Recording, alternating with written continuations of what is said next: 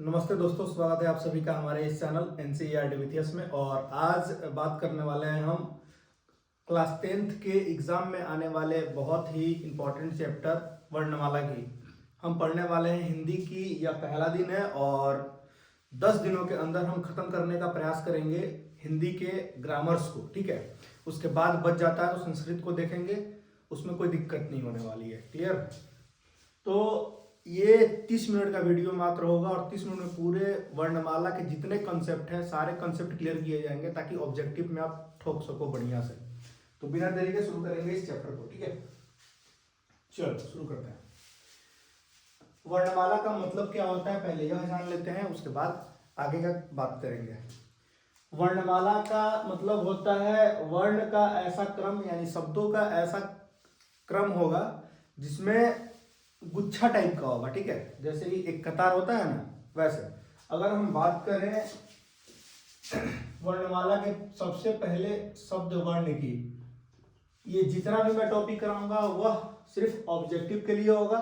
Subjective के लिए मैं बोलूंगा, लिख नहीं पाऊंगा क्योंकि यह सबसे छोटी क्लास होगी और इसमें पूरे जितना भी चीज होगा सबको बहुत जल्दी से खत्म करना है। ठीक है, वर्ण, वर्ण का मतलब इससे एक ऐसा अक्षर जिससे छोटा कुछ ना हो वही कहलाता है हमारा वर्ण। जैसे कि अ होता है, आ होता है, ऐसे होते रहते हैं, है ना। क होता है, ख होता है और भी अनेकों इत्यादि हम बहुत कुछ कह सकते हैं। ये सभी कहलाते हैं वर्ण।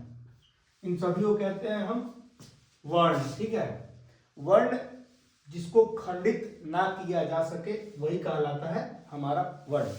वर्ण जिसे हम खंडित ना कर सके, खंडन का मतलब इसे हम तोड़ ना सके, वही कहलाता है हमारा वर्ण। ठीक है, आगे आगे देखेंगे।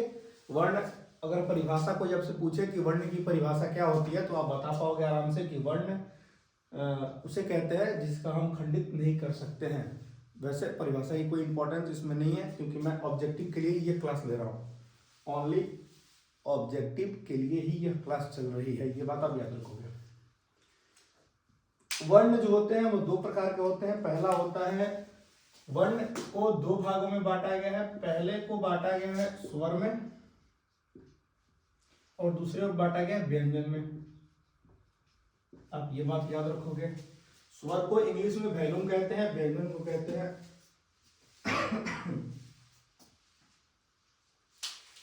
आगे स्वर को कहते हैं इंग्लिश में वैल्यूम, वोवेल, और व्यंजन को कहते हैं हम कंसोनेंट। आपने पढ़ा होगा व्यंजनों की वोवेल की संख्या है 5 इंग्लिश में और कंसोनेंट है 21। लेकिन हम हिंदी पढ़ रहे हैं तो हिंदी में स्वरों की संख्या है 11, है ना, और व्यंजनों की संख्या है 33।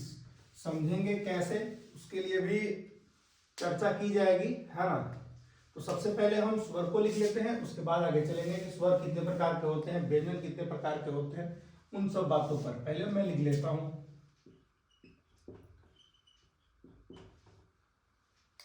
यहां लिखता हूं।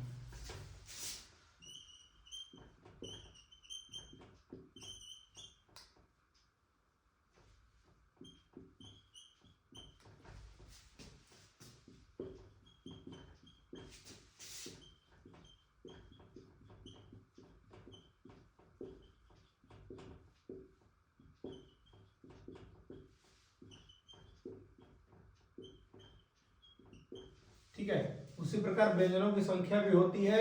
ऐसे आपने बचपन में पढ़ा होगा 36, इसमें से 3 कट जाते हैं। कौन कौन कटते हैं मैं बताऊंगा आपको, और मिलते हैं बाद में 33। कैसे होते हैं उस बारे में हम चर्चा करेंगे, पहले समझ लेते हैं स्वर के बारे में। स्वरों की संख्या होती है 11 और जो बच गए हैं 2 स्वर कौन कौन से, ये और ये, अन और अ, इसे हम कहते हैं अयोगवाह। ये स्वर की गिनती में नहीं आते हैं, ये अयोगवाह की गिनती में आते हैं क्योंकि अन्य शब्द जो है, अन और अ, अन्य शब्द जो है यह एक से नहीं बना है, इसे खंडन हुआ है, इसमें न का प्रयोग हो रहा है। अ के अंदर अ भी है और प्लस विसर्ग भी। ठीक है, ये अ के अंदर है और अन के अंदर आपको दिख रहा है कि अ भी है और अनुस्वार भी है। अनुस्वार का मतलब होता है ऊपर में ऐसा बिंदु, ठीक है। तो ये चीज होती है इसमें। तो यहां तक आपको उम्मीद है कोई दिक्कत नहीं आई होगी अभी तक, शायद अनुस्वार वाला कट गया है मुझे लग रहा है, तो मैं ऊपर की ओर लिख देता हूं आपका। अन के अंदर आपका अ है और प्लस में अनुस्वार है। अनुस्वार का मतलब होता है ऐसा ऊपर में बिंदु, ये चीज होती है ना। तो आप स्वरों की संख्या गिनोगे तो आपको 11 ही मिलेगा। देखो कैसे, 1 2 3 4 5 6 7 8 9 10 और 1 11। और ये जो दो है वो अयोगवाह है। क्यों है आपको पता लग गया है, क्योंकि अन के अंदर एक अक्षर नहीं है, इसके अंदर दो अक्षर है, अ और अनुस्वार। और वैसे ही अह के अंदर दो अक्षर है, अ और विसर्ग। तो इसलिए हम कहते हैं कि ये दोनों जो हैं वो स्वर की श्रेणी में नहीं आते हैं, ये अयोगवाह कहलाते हैं। क्वेश्चन आता है ऑब्जेक्टिव में आपका कि बताइए स्वरों में अयोगवाह की संख्या कितनी होती है, तो आप बताओगे 2। स्वरों की संख्या कितनी होती है, तो आप बताओगे 11। अब समय के आधार पर और जाति के आधार पर स्वरों को 2 भागों में बांटा गया। ये देखो, पहला जो है वो बांटा गया आपका उच्चारण में लगने वाले समय के आधार पर, और दूसरा बांटा गया जाति के आधार पे। मैंने अभी बताया ना 2 भागों में बांटा गया स्वर को। वैसे मैं लिखूंगा ज्यादा नहीं, ज्यादा बोलने का ही प्रयास करूंगा, क्योंकि ज्यादा अगर लिखूंगा तो फिर दिक्कत आएगी, है ना। क्योंकि ऑब्जेक्टिव समय करना है हमें, उतना लंबा इस बैच को, इस क्लास को नहीं लेके जाना है।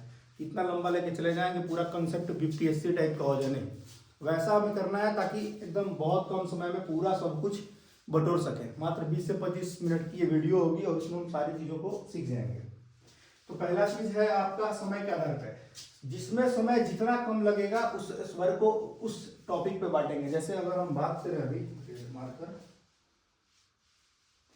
हाँ, अगर हम स्वर का बात करें तो समय के आधार पर हम इसे 3 भागों में बांटते हैं।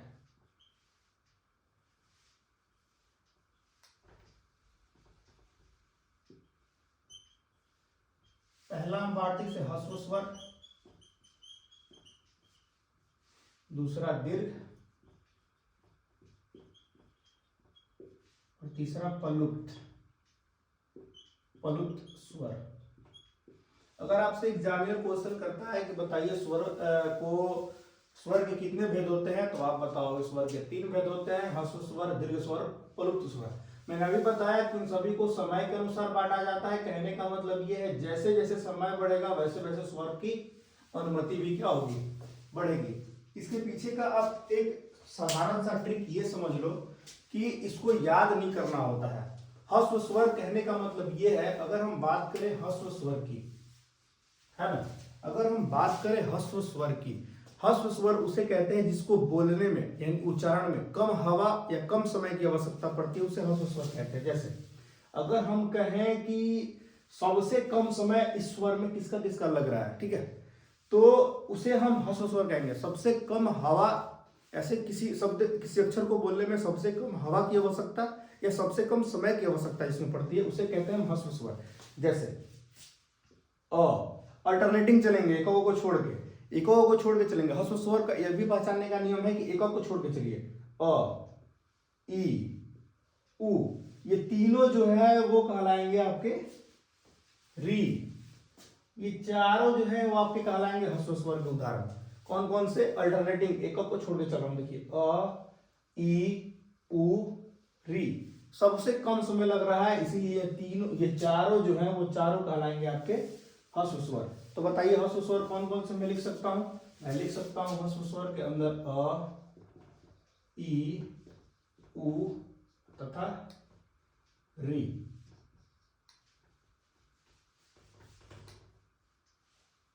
अ, ई, उ और लिख सकता हूं मैं री। ये चारों जो है वो ह्रस्व स्वर कहे जाएंगे। अब उसी तरह से थोड़ा सा आगे बढ़ेंगे तो आएगा आगे हल्का सा दीर्घ स्वर।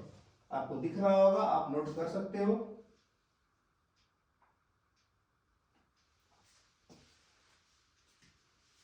अब जो बच गया वो तो आपका दीर्घ स्वर है, ये है ना। आप देखो कैसे उतारो, अगर आप उतारना चाहते हो, स्क्रीनशॉट लेना चाहते हो, स्क्रीनशॉट ले सकते हो, कोई दिक्कत इसमें नहीं है ना। शुरू करते हैं आगे। दीर्घ स्वर, वैसे स्वर, दीर्घ स्वर देखो, दीर्घ स्वर वैसे स्वर जिनमें, वैसे स्वर जिनमें ह्रस्व स्वर से थोड़ा अधिक समय या अधिक वायु की आवश्यकता पड़ती है। कब? बोलने में। जब हम बोलते हैं तो ह्रस्व स्वर से थोड़ा सा ज्यादा टाइम हमारा लेता है, वो कहलाएगा दीर्घ स्वर। तो इसके एग्जांपल्स क्या हैं? जो बीच जो बच गए वही सब है क्या? वो सभी दीर्घ स्वर है। कौन कौन से?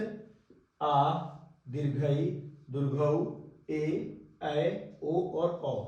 ठीक है, ये जितने बजने 1 2 3 4 5 6 7, ये सातों कहलाएंगे आपके दीर्घ स्वर। कौन कौन से हैं आप देख लो, यहां पर मैं लिख देता हूं। आ, दीर्घई, दुर्घऊ, ए, ओ और औ, ये सभी दीर्घ स्वर कहे जाएंगे। दीर्घ स्वरों की संख्या है 7, ह्रस्व स्वर की संख्या है 4। बाकी के जो अल्टरनेट बचे 2 अन और अ, वो प्लुप्त स्वर कहे जाएंगे। ठीक है, क्योंकि इनमें अब इनका डेफिनेशन क्या होगा? इनका डेफिनेशन ठीक उसका और बढ़ जाइए आगे। जिनमें इन दोनों से अधिक समय लगता है, ह्रस्व स्वर और दीर्घ स्वर से अधिक समय जिसमें लगता है वो कहलाता है प्लुप्त स्वर। क्लियर है? कौन? 2 अन और अ। तो उम्मीद है आपको स्वर बहुत अच्छी तरीके से समझ में आ गया कि स्वर क्या चीज होती है और इसके कितने भेद होते हैं। जाति के आधार पर भी भेद होते हैं, इसके लिए हमें पढ़ना है, उसके बारे में नहीं है। वो चीज इसके अंदर नहीं पूछी जाएगी आपकी। ठीक है, आप एक बार शॉर्ट मारो, स्क्रीनशॉट ले लो ऐसे। उसके बाद अब हम पढ़ेंगे अगला कंसेप्ट जो है हमारा व्यंजन, जिसकी संख्या है 33। 3 जो है वो मिश्रित स्वर कहे जाएंगे, संयुक्त स्वर कहे, संयुक्त व्यंजन कहे जाएंगे। उसके बारे में हम चर्चा करेंगे अब।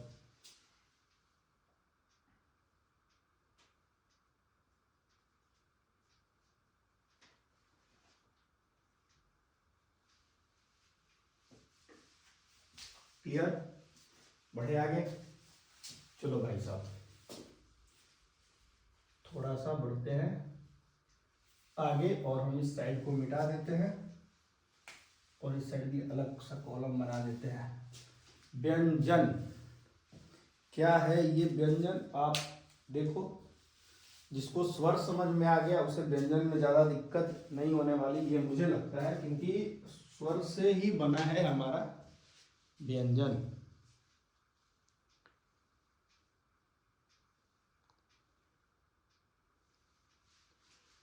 ह्रस्व स्वर के ऊपर थोड़ी लाइट चमक रही होगी, उसके ऊपर मैंने कुछ नहीं लिखा है। कोई दिक्कत वहां नहीं है, मैंने वहां कुछ लिखा ही नहीं है जहां वो लाइट ब्लिंक कर रहा है। आगे व्यंजन, चलो करते हैं प्रारंभ। व्यंजन उसे कहते हैं जो स्वर की सहायता से लिखा जाता है ना। अगर हम स्वर की सहायता से जिस वर्ण को लिखते हैं उसे कहते हैं हम व्यंजन। जैसे अगर हम कहें कि हमने लिखा है क, आप पढ़ोगे आराम से क यानी कि अंत में आ रहा है अ, यानी क में हलंत प्लस अ मिलके बना पूरा आपका क। ऐसे कुछ ग में हलंत प्लस अ मिलके बना पूरा ग प्लस आ बना क्या? गा। ठीक है, तो ऐसे जो ऐसे वर्ण जिसमें स्वर की सहायता लेनी पड़ती है हमें हर बार, तो उसे कहते हैं हम व्यंजन। क्लियर है? व्यंजन किसे कहते हैं? जिसमें जिस वर्ण को स्वर की सहायता से लिखा जाता है उसे कहते हैं हम व्यंजन, जिनकी संख्या होती है 33। सही है? आगे व्यंजन की संख्या है 3। भेदों, व्यंजन के होते हैं भेदों की संख्या 3। पढ़ेंगे कौन कौन से। पहला होता है आपका, 1 मिनट थोड़ा सा हम रेज कर दें। चलो, सबसे पहला व्यंजन की बात करें तो वो होगा आपका स्पर्श व्यंजन। दूसरा होगा अंतः हस्त व्यंजन और तीसरा आपका होगा स्पर्श संयुक्त व्यंजन।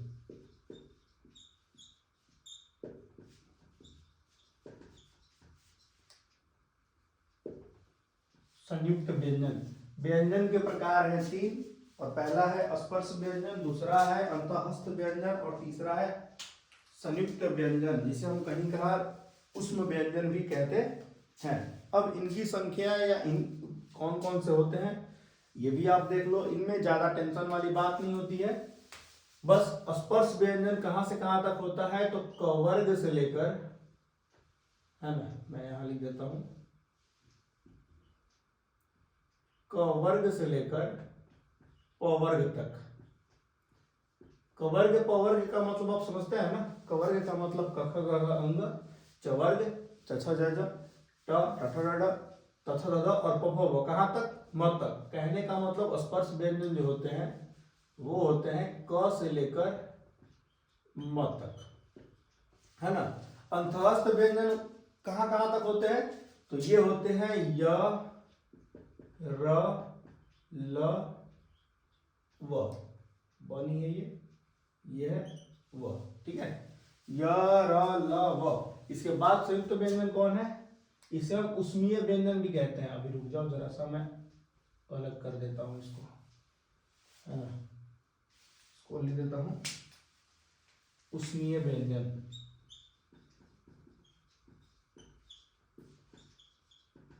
थोड़ा सा गलती हो गई यहाँ पे, ये उष्मीय व्यंजन होता है, और इसका होता है व के बाद क्या आता है, तलावी स, मूर्धनी स, दंती स, ह, ठीक है। और बाकी जो बचे हैं 3 वो होते हैं संयुक्त व्यंजन, वो अलग श्रेणी में रखे गए हैं, उनके लिए कोई अलग प्रकार नहीं है। संयुक्त व्यंजन अब कौन कौन से होते हैं संयुक्त व्यंजन आपके, इसके बाद वाले, संयोगी छ, त्र, ज्ञ, और एक होता है स्र, ठीक है। ये चारों संयुक्त व्यंजन कहे जाते हैं या संयुक्त वर्ण कहे जाते हैं, सही है। तो ये व्यंजन है आपके। व्यंजन 3 प्रकार का होता है, स्पर्श व्यंजन, अंतःस्थ व्यंजन, उष्मीय व्यंजन। संख्या कितनी होती है, तो क वर्ग से लेकर प वर्ग तक की संख्या आपकी हो जाएगी 25। ये इनकी संख्या हो जाएगी आपकी 25 ही होगा ना, क च ट प म, ठीक है, 25। और इनकी संख्या होती है आपकी 4, इनकी भी संख्या होती है 4। अब बाकी जो 4 बच गए हैं वो कहलाते हैं संयुक्त वर्ण या संयुक्त व्यंजन, ठीक है। ये अलग प्रकार है, बस इतना ही आपको देखना है। 25, 4, 29, 29 और 4 33, इनकी संख्या होती है 33। तो उम्मीद है आपको अभी तक बहुत सही से आपको समझ में आ गया होगा, क्लियरफाई कर दिया है मैंने व्यंजन और स्वर के बारे में। इसमें आपको कोई दो राय या दो कोई दिक्कत नहीं आई होगी अब तक, सही है। हमने स्वर और व्यंजन दोनों को अच्छी तरीके से सीख लिया है। आप एसएस ले लो, आप नोट्स कर लेना, है ना, क्योंकि इसमें जितनी सारी चीजें बताई जा रही हैं, कोई इसमें वैसी बात नहीं है जो आपके एग्जाम में ना टक्कर मारे। हो सकता है क्वेश्चन एग्जामिनर दे दे स्पर्श व्यंजन की संख्या कितनी होती है, आप लगा लोगे 25 क वर्ग से लेकर प वर्ग तक, या हो सकता है उष्मीय व्यंजन की संख्या कितनी होती है तो आप बता दोगे 4, या कह सकता है संयुक्त व्यंजन की संख्या कितनी होती है तो आप बता दोगे 4, है ना। संयोगी छ, त्र, ज्ञ और स्र। आपको यहां तक कोई दिक्कत,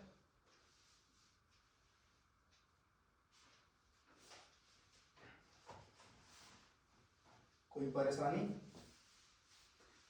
नहीं?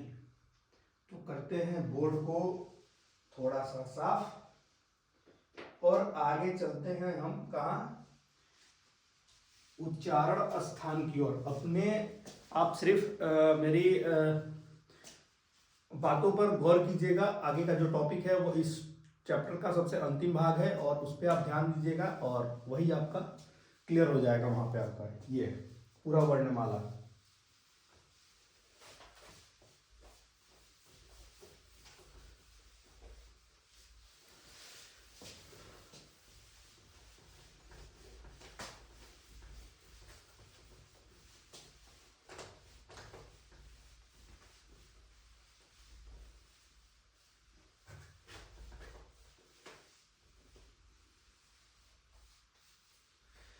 इस पूरे पूरे वर्णमाला का संयुनी बूटी अब पढ़ने वाले हैं हम, जो हमारा है उच्चारण स्थान। और एग्जाम में हर एक बार इससे ही क्वेश्चन सबसे अधिक देखने को मिला है अब तक। उच्चारण स्थान है हमारे छह जगह से बोली जा सकती है, ये हमारे उच्चारण स्थान कहलाएगी। और देखेंगे वो कौन कौन सी मुख के अंदर के अंग और अंगक हैं।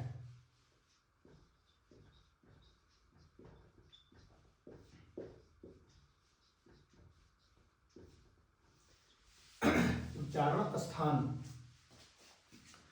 Siri, upload the photo on my phone and my laptop। ठीक है, सही है, अपलोड हो गया क्या? चढ़ गया? चलो ठीक है, चढ़ गया। ध्यान दीजिएगा, आपको फोटो में दिख रहा होगा अच्छी तरीके से। सबसे पहला उच्चारण का पहला पॉइंट होता है जो कहलाता है हमारा कंठ, जो ये होता है वॉइस बॉक्स, यहाँ होती है। ठीक है, कंठ से आती है हमारी तालु, तालु के बाद आता है मूर्धा, है ना। मूर्धा के बाद कहाँ जाएगा? दंत, उसके बाद हमारा ओठ, और उसके बाद नाक यानी नसिका। तो हम नाक से किसी चीज को बोल नहीं सकते हैं, तो नाक से बोलने के लिए एक मुंह की आवश्यकता पड़ती है, इसीलिए उसे हम सिर्फ नासिका नहीं कहते हैं, उसे हम कहते हैं अनुनासिक। अनुनासिक मतलब नाक और मुंह के सहारे बोली गई शब्द। हमारे व्यंजन के जितने भी पंचमाक्षर हैं, पंचमाक्षर कहने का मतलब ये है कि हर एक वर्ग का पांचवा अक्षर, क ख का पांचवा अक्षर अंग, का इं, यानी अंग, इय, अड़, न। ठीक है, ये सभी पंचमाक्षर जो हैं वो अनुनासिक से बोले जाते हैं, यानी कि हमारे नाक और मुंह दोनों के सहारे। ठीक है, तो मैं सबसे पहले बात करूंगा कंठ की ओर। कंठ, आप फोटो में कंठ देख चुके हैं और मैंने भी बता दिया है कि कंठ कहाँ स्थित होता है। जितने भी कवर्ग हैं, कवर्ग जितने भी हैं, कवर्ग का मतलब 4 शब्द, कौन कौन से? क, ख, ग और घ। स्वर की संख्या को मैं अभी नहीं लिख रहा हूं, अंत में लिखूंगा। सबसे पहले आपको आसान तरीके से समझा दूं मैं। कवर्ग, मैं जिस वर्ग की बात करूंगा सिर्फ 4 ही अक्षर की बात करूंगा, क्योंकि हमने अभी सीखा है पंचमाक्षर यानी पांचवा अक्षर जो होता है वो अनुनासिक की सहायता से बोला जाता है, ना कि किसी और के सहारे। तो कंठ के सहारे हम बोलते हैं कवर्ग के 4 अक्षर को, क, ख, ग और घ को। कंठ के बाद बात आती है आपकी तालु पर। ठीक है, कंठ के बाद आपकी बात आती है कहाँ? तालु पर। तालु, अब तालु होती क्या चीज है? आपको फोटो में दिख रहा होगा, जो जीभ जहां से पहला दांत के थोड़ा बगल में टक्कर मारता है ना, मैं शब्द का उच्चारण करके बताऊंगा आपको। दूसरा होता है आपका तालु। मैं किसी स्वर को अभी नहीं लिख रहा हूं, सिर्फ लिख रहा हूं व्यंजन। स्वर को मैं अंत में लिखूंगा। ठीक है, च, छ, ज और झ, ये सभी जो है वो चवर्ग के उदाहरण है। और मैं पंचमाक्षर सभी छोड़ रहा हूं, आप देख सकते हो, क्योंकि मुझे उसको अलग से कैटेगरी में रखना है, और वो है अनुनासिक। आप याद रखोगे हमेशा, है ना। च, दांत के थोड़ा सा बगल में एक जगह टक्कर मार रहा है हमारा जीभ, तो उसे हम कहते हैं तालु। उसके बाद आता है मूर्धा।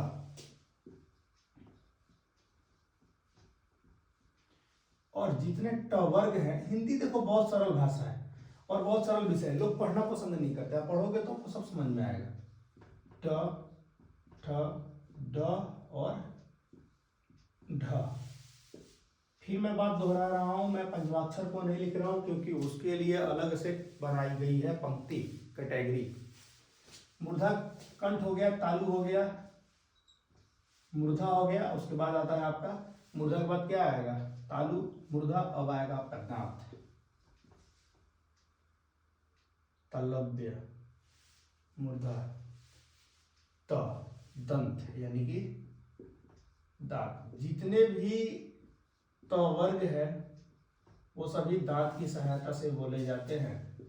त, थ, द और ध। ठीक है, अगला आता है आपका पांचवा ओष्ठ यानी कि होठ, है ना। ओष्ठ बोले तो होठ। वर्ग जितने भी हैं वो सभी ओठ की सहायता से बोले जाते हैं, जैसे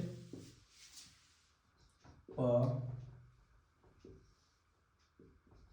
फ ब भ। ठीक है। एक और नंबर 6 आता है, हो सकता है आपको दिख रहा है या नहीं दिख रहा है, मैं एक बार चेक कर लेता हूँ, उसके बाद मैं देखता हूँ थोड़ा।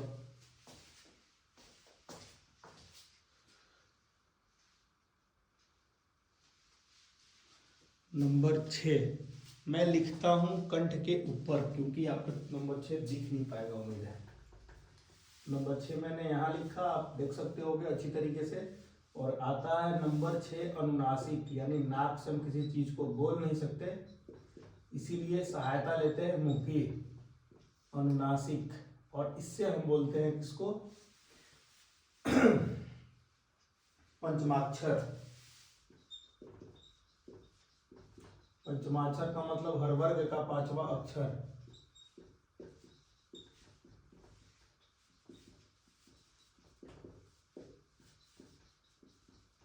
ठीक है, हर वर्ग का 5वां अक्षर पंचमाक्षर कहलाता है। उम्मीद है आपको समझ में आ गया होगा। अब मैं लिखता हूं वैसे वर्ण जो बाकी बच गए हैं। कंठ, कंठ में आता है आपका अ और आ। ठीक है। चवर्ग, इसमें आता है आपका, चवर्ग के अंदर दीर्घई, दुर्घऊ, और आता है आपका य, तालाबी स। ठीक है। आगे आगे देखो मूर्धा।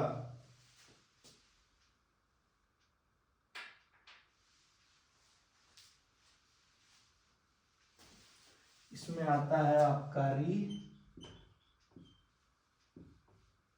मूर्धन्य स, ये सभी। दांत में क्या आते होंगे, क्या बच गए हैं? तवर्ग स, श श श, मूर्धन्य स, दांती स। दांती स, देखो दांती स में क्या हो रहा है? दांती स दांत से बन रहा है, दांती स।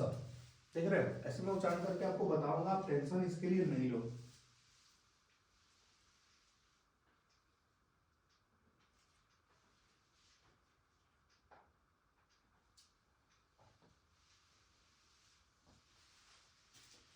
चलो, र र र र, अभी बचा है क्या? र र र मूर्धा। और इसमें ल, दांत का भाषा का प्रयोग हो रहा है, ल। ठीक है। ओठ में और क्या आएगा? ऊ, ऊ। देखो दुर्घऊ हसौ, दुर्घऊ हसौ, इसके अंदर आएगा दुर्घऊ और सौ, यानी यहाँ पर दुर्घऊ नहीं आएगा, यहाँ पर हसई और दीर्घई आएगा, है ना? बाकी कुछ छूट रहा है क्या? उम्मीद है इतना काफी है इसके लिए। चलो देखो, पंचमाक्षर हो गया अनुनासिक में, और कोई है क्या अनुनासिक में बच रहा जो? वो अनुनासिक के अंदर ही तो जाएगा ना। चेक कर लेता हूं मैं एक बार। पंचमाक्षर हर वर्ग का 5वां अक्षर है।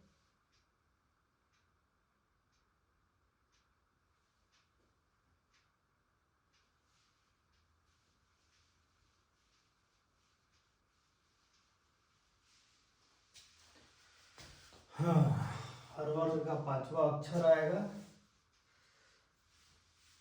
हो गया ये तो। और आएगा तुम्हारा अनुस्वार और चंद्रबिंदु।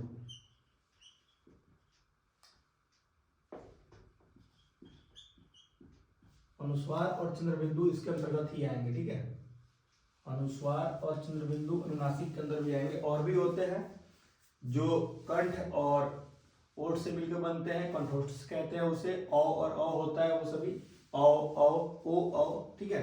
तो उन सभी बातों पे चर्चा नहीं करेंगे, क्योंकि चाहे लिख ही लो, है ना? ऐसा ना हो कि एग्जाम में आ जाए तो दिक्कत हो। कंठ तालव्य होता है, कंठोष्ठ होता है, और एक होता है तुम्हारा क्या होता है? अनुनासिक तुम लिख ही दिए। कंठोष्ठ होता है और कंठ तालव्य होता है, वो कंठोष्ठ होता है।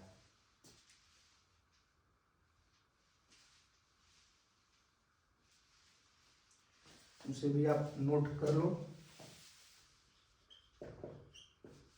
कंठ तालव्य होता है, कंठ ओष्ठ होता है, और होता है एक दंतोष्ठ, दांत और ओठ का मिश्रण है ना, दंतोष्ठ। थोड़ा ब्लैक मार्कर ले लूं ताकि यहाँ दिक्कत ना आए। एक सेकेंड, चलो।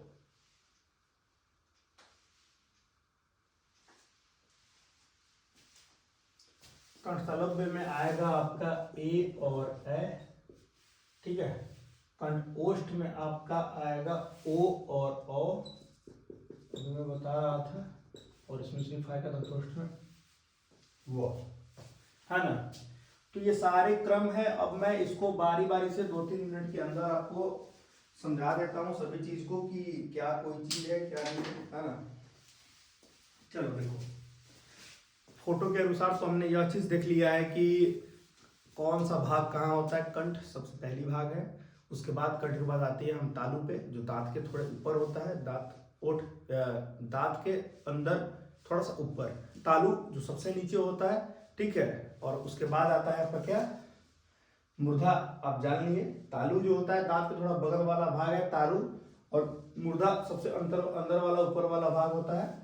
आप उच्चारण करोगे तो समझ में आ जाएगा आपको। फिर दांत जो आपको दिख रहा है सफेद भाग, कैल्शियम कार्बोनेट का बना हुआ, ओठ आपको दिख रहा है, ये मिश्रण है सब। कंठ तालु का मिश्रण है, कंठ ओठ का मिश्रण है, और दांत ओठ का मिश्रण है। चलो, अनुनासिक नाक और मुंह का मिश्रण है। कंठ के बाद बात करते हैं कवर्ग, जितने भी हैं 5वां अक्षर को छोड़ के, या है वो सभी कंठ से बोले जाएंगे। तालु आप देख रहे हो, तालु चवर्ग है, यानी च छ ज झ, और हर्षई दीर्घई य, और तलाबी स, ये मिलके मेरा नाम बन रहा है यस, है ना। आप ऐसे भी याद रख सकते हो। तालु से बोला जाता है यस, ये दोनों यस शब्द जो है वो तालु से ही बोला जाएगा आपका।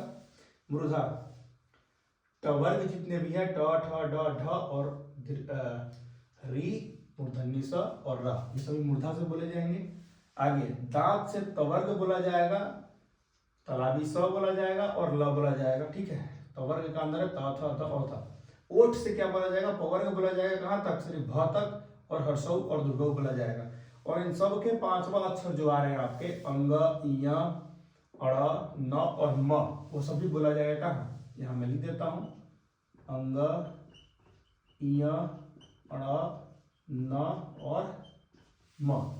ये पांचों जो बोले जाएंगे वो अनुनासिक से बोले जाएंगे। और अनुस्वार, अनुस्वार कहने का मतलब क्या होता है, ऊपर में लगा रहेगा बिंदु, है ना, या चंद्र बिंदु, माँ, ऐसा चंद्र बिंदु लगा रहेगा, ठीक है, ऐसा माँ चंद्र बिंदु लगा रहेगा, उसे कहेंगे हम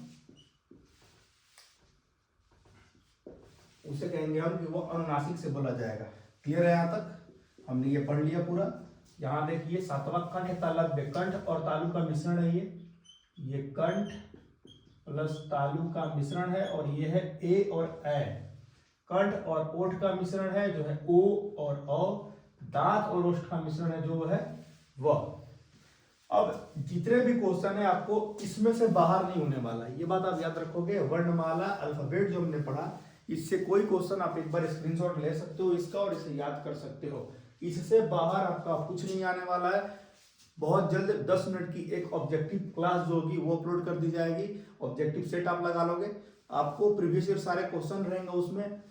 वैसे क्वेश्चन ही आपको एज इट इज देखने को मिलेंगे, ये बात आप याद रखो। हो सकता है वो क्वेश्चन ना रहे, लेकिन वैसे ही क्वेश्चन रहेंगे। क्वेश्चन आ जाएगा, बताइए छ का उच्चारण स्थान क्या है, तो आप बता दोगे तालु, या कह देगा चौवर्ग का उच्चारण स्थान क्या है, तो बता दीजिएगा तालु। ये सब एडवांस में बोलोगे, ये पूछा नहीं जाता है ना। पूछा जाएगा तो भी आप बता दोगे कि हर्षई या दीर्घई का उच्चारण स्थान क्या है, तालु, है ना। री का उच्चारण स्थान क्या होता है, तो मूर्धा, है ना। ऐसा पूछ दिया कि ल का उच्चारण स्थान क्या है, बताइए, तो दांत। या उच्चारण स्थानों की संख्या कितनी है, तो आप बता दोगे 9 उच्चारण स्थानों की संख्या है। या व्यंजनों की संख्या कितनी होती है, स्वरों की संख्या कितनी होती है, सारे क्वेश्चंस के जवाब आपको इस वीडियो में मिल जाएंगे। यदि आपको वीडियो बहुत अच्छी लगी है या अच्छी लगी है तो आप लाइक कर सकते हो, चैनल को सब्सक्राइब कर सकते हो। बहुत जल्द हम संस्कृत की क्लास शुरू करने वाले हैं। हिंदी के खत्म होते ही, जैसे ही ग्रामर का कंसेप्ट 10 दिनों के अंदर खत्म होता है, वैसे ही संस्कृत के जितने भी टॉपिक वाइज हो सकते हैं ग्रामर्स, या हो सकता है जो प्रीवियस ईयर क्वेश्चंस हो वो करा दिया जाएगा, ताकि आपके नंबर्स थोड़े अच्छे रहें। नंबर अच्छे गेन करोगे, अच्छा मजा आएगा, आपको भी खुशी होगी इसके लिए, और मैं अपने तरफ से मेहनत कर ही रहा हूँ, बाकी के इन दिनों में आप बेहतर कर पाओ। धन्यवाद।